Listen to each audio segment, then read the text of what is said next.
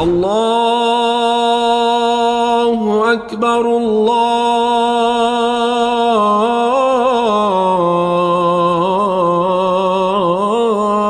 أكبر. Assalamu alaikum and welcome to the Islamic Center at New York University podcast, coming to you straight from the heart of New York City. We're building an amazing Muslim community here at ICNYU where everyone is welcomed and respected no matter where you're from or where you're at. This is the place to be. So open your ears and your heart and come along with us on another life-changing journey. Bismillah. بسم الله الرحمن الرحيم الحمد لله رب العالمين ولا حول ولا قوة إلا بالله العلي العظيم والصلاة والسلام على أشرف الأنبياء والمرسلين وعلى آله وصحبه أجمعين ونشهد أن لا إله إلا الله وحده لا شريك له ونشهد أن سيدنا مولانا محمدا عبده ورسوله. In the name of Allah, the gracious, the merciful, all praise is due to Allah, the Lord of the universe, the Master of the Day of Judgment. I bear witness and testimony to the oneness of Allah, to His magnificence, His omnipotence, His might, His glory, to His being the creator and sustainer of all things, the giver of life, the guider of hearts, the master of the Day of Judgment. And I bear witness to the fact that Muhammad ibn Abdullah sallallahu alayhi wa sallam is the servant and final messenger. May the peace and blessings of Allah be upon him and upon all those who choose to tread in his path until the last day. It is said that on one occasion, a group of men from Basra, they came all the way to see a companion of the Prophet ﷺ by the name of Anas ibn Malik when he was at a much older age in his life. It's recorded in authentic records that this man, radiallahu anhu, lived to be over 100 years of age. But also as a young child, he was very close to the Messenger sallallahu alaihi wasallam. These men from Basra, they come to see him knowing that he has this great rank and station, the very high maqam. And they come and when they engage him and they say that we have come to meet you and be here with you to ask of you to make dua for us. And Anas radiallahu anh, in response to their request for dua, he makes a dua that likely many of us are familiar with. Some of us probably have recited again and again and again since we were very small children. رَبَّنَا آتِنَا فِي الدُّنْيَا حَسَنًا وَفِي الْآخِرَةِ حَسَنًا وَقِنَا عَذَابَ النَّارِ. That, oh Allah, give to us in this world goodness, and give to us in the next world goodness, and protect us from the punishments of the fire. When he says this dua, they say, do more. And he says the same dua again. And as he completes it a second time, they say, do more. And he says the same dua again. And you can see that they want something unique from him. And he says to them in response that if you were to have this dua accepted, you wouldn't need anything else. That this dua, if it was to be accepted, it has everything that you're in need of. Anas radiallahu anh, in another hadith, he talks about the same dua. And he said that the Prophet sallallahu alayhi wa sallam, of the supplications, the prayers, the du'as that he would make this dua. رَبَّنَا آتِنَا فِي الدُّنْيَا حَسَنًا وَفِي الْآخِرَةِ حَسَنًا وَقِنَا عَذَابَ النَّارِ, more than any other du'as.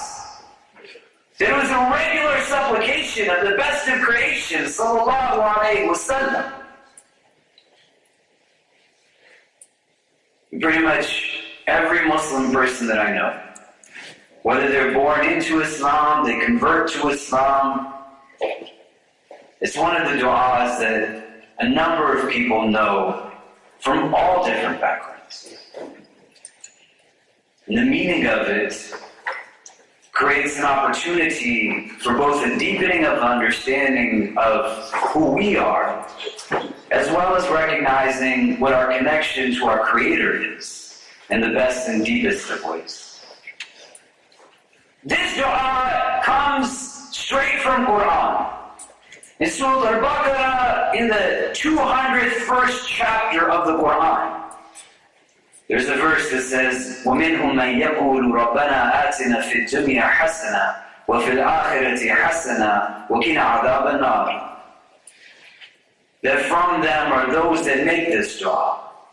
But to contextualize it in the verses that surround it are important to understand its deeper meaning. And to extrapolate that meaning individually, subjectively, so that when you're making the dua, it's not just mechanical, but you know what it is that you are actually asking the divine of in its fullest of senses when you turn and you make this dua. As a principle, the du'as from the Quran as well as the du'as from the Hadith are du'as that have barakah, they have blessing to them. You want to learn them, memorize them, recite them, but also build a deeper relationship with them. If we were to break this down etymologically, grammatically, there's so much that's there that we can take from it as well. But to understand in the context of what's surrounding it, that the parts of the Quran that this verse comes to us in are verses that speak about the Hajj pilgrimage to Mecca.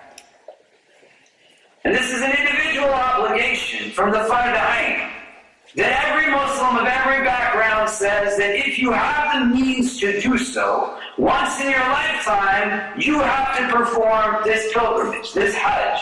Not when it's convenient, not when you're much older, but when you have the means. And may Allah enable us to visit His house, the Makkah al-Mukarramah, and to visit the best of creation, sallallahu alayhi wa sallam, in the illuminated city of Medina al-Munawwarah.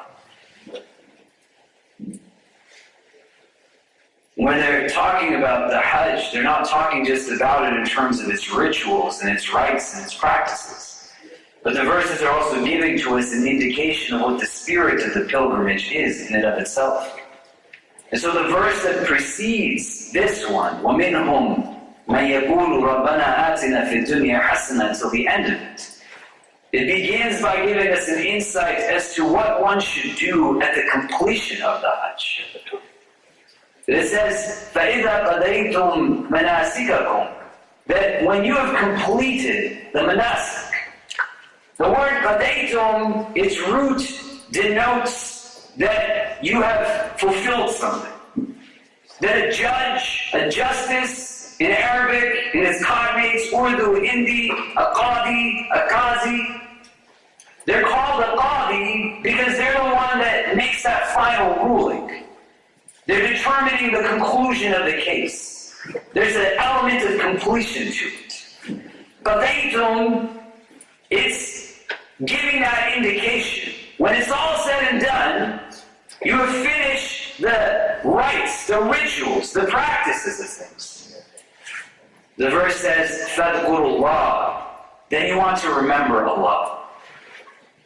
If you've ever been for Hajj or Umrah or the completion of any ritual practice, the recommendation from the verse in Surah Al-Baqarah saying that when Jumu'ah is finished, when Fajr is finished, when the Iftar is finished, when any of it's finished, you don't want to retreat back to going to discussions and conversations that are about other things. But right when it's done, Hajj is finished, Ihrams are removed, heads are shaved, Eid is celebrated, stones are thrown, Jamarat is complete. Fadhkurullah. That's when you want to do the dhikr of Allah. You want to remember the divine. And as the verse continues, it gives an indication of what kind of remembrance. To give an analogy, a parallel. It says, كَذِكْرِكُمْ آبَاءَكُمْ أَوْ أَشَدَّ ذِكْرًا, like the remembrance you would do of those that came before you, or or even doing more than that. It's one of the practices that existed pre-Islam, that the Hajj was something that was instituted from the time of Ibrahim alayhi salam. And at the conclusion of it, where you would have tribes that were coming from all over the Arabian Peninsula to now converge upon what was the economic epicenter of that entire area. The Kaaba was something that was venerated by peoples of all backgrounds. The Quraysh were considered to be the best because they were the caretakers of it. People would come now from everywhere, and these were people that were deeply connected to their lineage, the tribes that they were a part of. And when they were done with their performance of worship, they would sit down and they'd start boasting about their families. Do you know who my grandfather was? Do you know what he accomplished? Let me tell you the stories of the people that were in my ancestry, my predecessors. Let me give you some insight as to who I'm related to, what my family's about. And Allah is telling them and telling us that the same way you have remembrance of those people, you want to sit and remember the divine. And in the prison of modernity, we might not go and sit on the couches at the end of Jumu'ah or over our meal, sit and say, do you know who my grandfather is? You might sit down and talk about whatever it is that you will sit down to talk about. Whatever it is that piques interest, whatever it is that occupies the majority of your conversations, the remembrance that you are now converging upon, giving people insights to. The idea is still there. You got to be able to also have gatherings that are rooted just in the remembrance of Allah. But the crux of what we want to get into today comes after all of that, within the midst of that 200th verse. That it continues and it says, وَمِنَ النَّاسِ مَنْ يَقُولُ رَبَّنَا آتِنَا فِي الدُّنْيَا. That from humanity, there are people. This verse and the next is creating two categories. You got to decide which one you want to be in.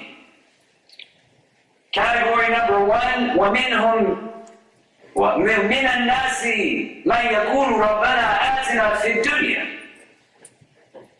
That from the people, from humanity, there are those who say, Ya Allah, give to me the dunya. وَمَا لَهُ فِي الْآخِرَةِ مِنْ خَلَاقٍ. They're not even going to get a portion of the hereafter. May Allah protect us from it. And then he goes into category number two.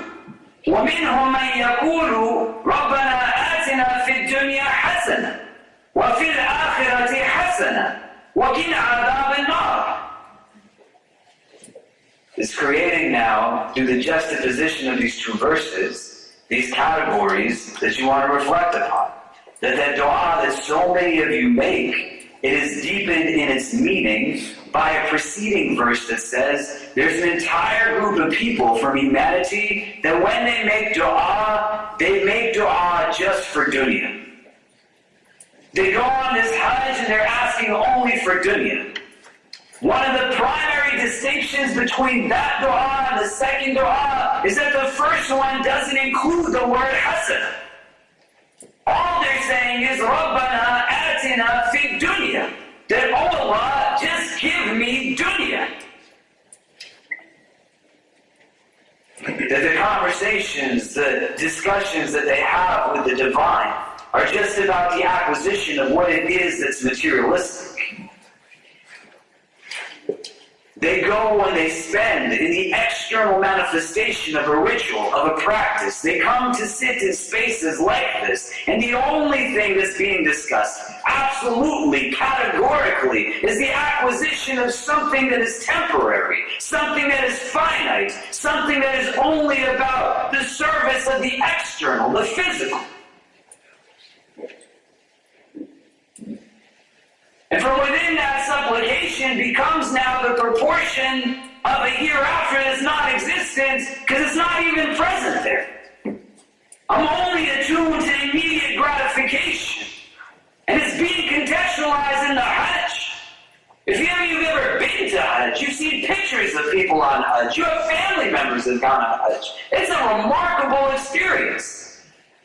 Literally, people over 14 centuries of existence within our living tradition leave on a journey that many of them didn't even know if they were coming back home.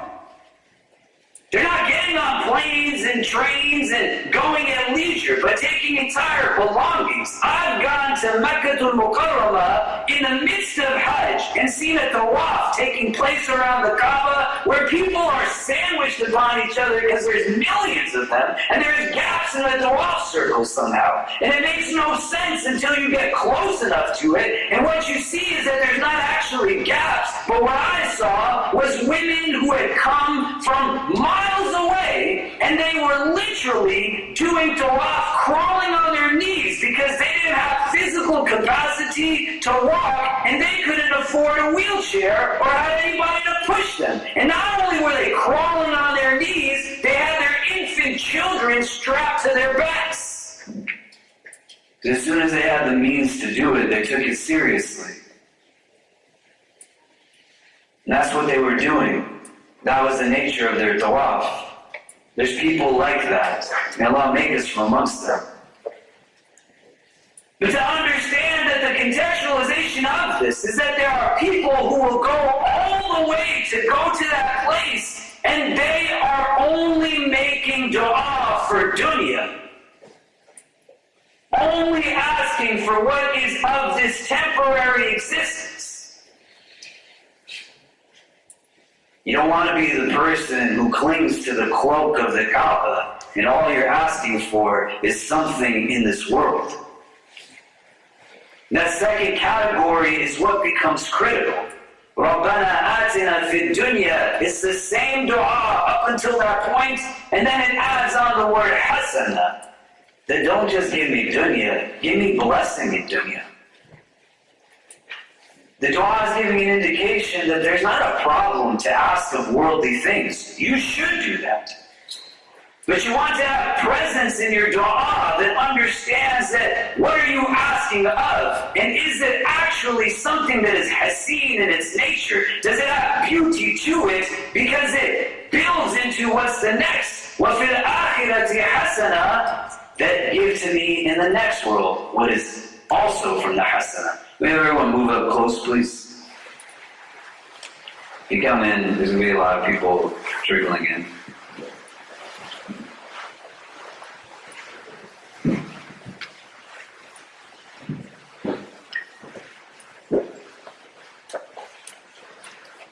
The word Rabb in Arabic is not just Lord. A lot of the nuance gets lost in translation. When you look at a dictionary that explains the breakdown of the word itself, the word Rabb in Arabic means Malik. That Allah is Rabb because He is Al-Malik, the one that is the master, the owner, in charge of all things. That He is Sayyid, He is the one making the decisions. He's in control of these things. That He is Murabbi, He is a caretaker, a nurturer, the one that's not just watching you, but watching over you. Loving you more than a mother loves his child. That's who your God is. That He is Mudabbir, that He is Al-Qayyim. He's the one that keeps everything in place. That He is the mender, the healer of all things. All of this is wrapped and encapsulated in this word Rabb. And when the dua is made, it says Rabbana, that our Lord. That when the Prophet ﷺ is being told to make this dua, he's not told to make the dua in an individual way, but in a collective, for all of us. Atina fid dunya hasana. The dunya in and of itself is something that can be a mechanism for gain and beauty, but it also has capacity for a lot of difficulty. That of the four vices, the enemies that we have against our hearts, you have the nafs, the lower self, you have the waswasa of shaitan, you have what is called hawa, desire, and you have dunya, the materialistic world. It's given its name because it's literally what it is that is lower. The aspiration of it is to not look at it as something that is just absolutely without meaning and purpose. But there's also bounty and beauty, blessing that you can see when you walk around in this world. The verse in and of itself that says this, that which of your Lord's favors will you deny, necessitates understanding that there is opportunity for favor in this world. Now he says hasana is talking about all things that are good, everything that's a blessing. The Prophet ﷺ would make dua for his own health and people's health.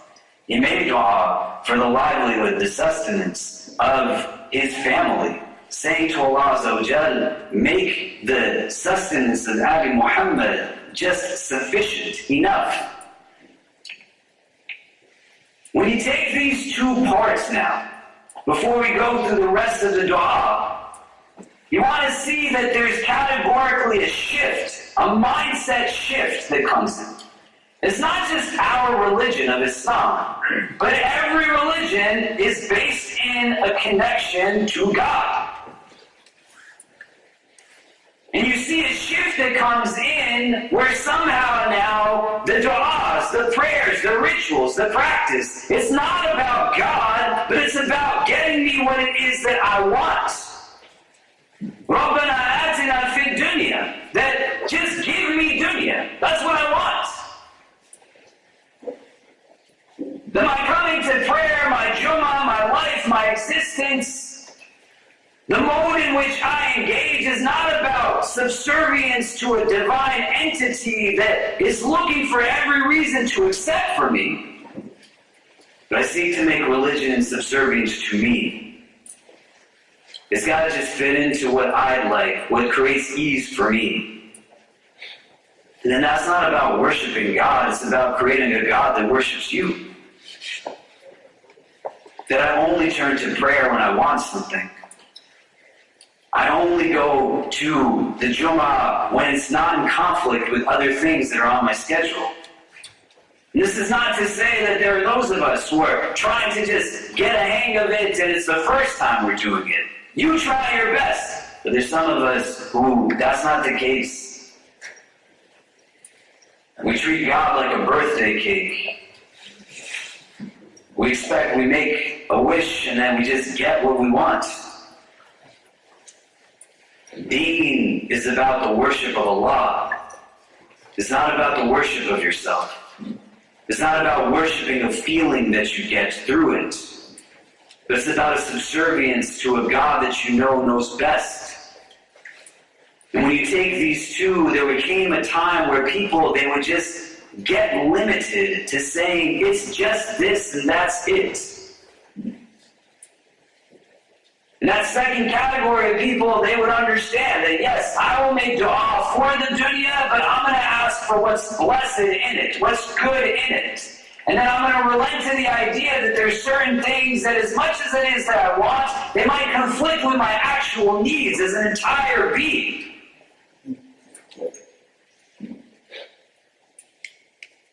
So you want to make dua for things of this world. Rabbana atina fid dunya hasana. That, oh Allah, our Lord, give to me in this dunya hasana. What's good? What's blessed? Give me good friends. Give me good character. Give me a livelihood that only comes from a halal source. Give me physical wellness, emotional wellness, spiritual wellness. Give me the ability to be kind and compassionate, to treat people of all backgrounds with dignity and honor and respect.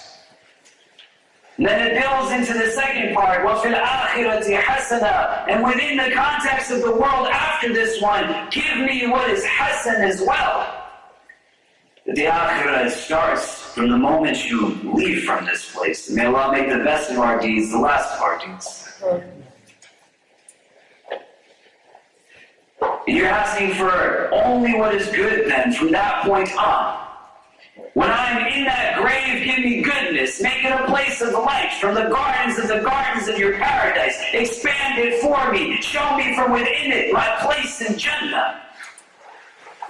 That when I go and stand on that day of judgment, allow for it to be with ease. Let me be from the ones who everything that can intercede will intercede on my behalf. Allow for me to walk across the sirat without any type of hesitation. Make me from amongst those who is blessed to drink from the hand of the Prophet sallallahu ta'ala alayhi wa sallam. Give me shade on that day when there is no shade save the shade of your throne.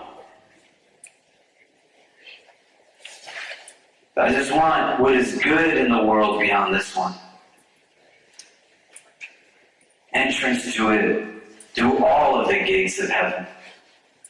The company of all those who I love and the company of your most beloved, sallallahu ta'ala alayhi wa sallam. Rabbana atina fil akhirati hasana. That's what you're saying when you ask for it. Waqina adhab an-nar, and protect me from the adhab, the punishments of the fire. Laqi here is the same root as taqwa. So in Ramadan, when everyone talks about taqwa and they say it's a shield, it's a protection, it's the same root here. Waqina adhab an-nar, that you're asking for that kind of shielding, protection. Embedded in this is a recognition that there are going to be certain things that are what we need to do. One, as we look at this dua, that is very comprehensive. Memorize it, recite it. When you go to do tawaf in Umrah or Hajj, it's a dua that is recommended to be recited in every circle of the tawaf. The Prophet ﷺ, as we said in the beginning, he would make this dua most often out of all the duas that he would make. Two, it gives indication then that it's not a problem to make dua for dunya. So make dua for dunya. But if you're going to make dua for dunya, be bold and audacious enough to only make dua for what's good in dunya. Don't ask for things that are bad in dunya. Why would you want that? For the sake of your spirit is what we're talking about, not for your body. But it says it's okay. So anybody who tells you that this religion is about you being focused only on the other extreme of it, that says that I don't have a place in this world, I don't have a physical being, I don't have physical needs, they're also just as wrong as the one that says it's only that. You want to have 1/3 food, 1/3 water, 1/3 air, and it quite often gets limited to an understanding of the food part to it. The hadith is also telling you should drink as much water as you eat food and leave a little bit empty, so you're not just filling it to its capacity. Here the hadith, the dua from the Quran is saying that make dua for dunya, but do 1/3 that and 2/3 in relation to the world after this one. Another point that you can take from it is that you got to make dua. You don't get up and just run to what comes next. But you went through the entire exercise of praying the prayer. Why would you give up on that moment of barakah to go and talk to somebody else? Sit down and talk to Allah and unleash whatever's in your heart.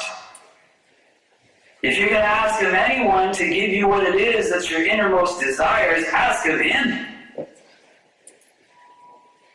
He's al-Mujib. He's the one that responds to our prayers, regardless of whatever background we come from. There's a hadith that says that dua mukhl ibadah, that supplication, it's the essence of worship. But the word mukh, it doesn't translate into essence in that way. It refers more so to kind of your inner nervous system, your skeletal system. It's saying that dua is a cerebral act. And so when you have ritual, there's a challenge that it becomes mechanical. You say the words, but they just start to spit out without any presence of your heart. And so when you make this dua, رَبَّنَا آتِنَا فِي الدُّنْيَا حَسَنَةً وفي الآخرة حسنة وقنا عذاب النار. Understand that where it's coming from us, to us from the Quran, there's two groupings of people. One who their du'as, they just stop at رَبَّنَا آتِنَا فِي الدُّنْيَا, and that's it. They just want dunya. Don't be that person. That's not the category you want to choose. You want to be the person who with presence, with your heart, with your mind, is turning to your Lord. رَبَّنَا آتِنَا فِي الدُّنْيا حَسَنَةً وفي الآخرة حسنة وقنا عذاب النار. ربنا آتنا في الدنيا حسنة وفي الآخرة حسنة وقنا عذاب النار. ربنا آتنا في الدنيا حسنة وفي الآخرة حسنة وقنا عذاب النار. The beloved sallallahu alaihi wasallam made this dua a lot. So you want to make it too. You should make it from here, not just from here.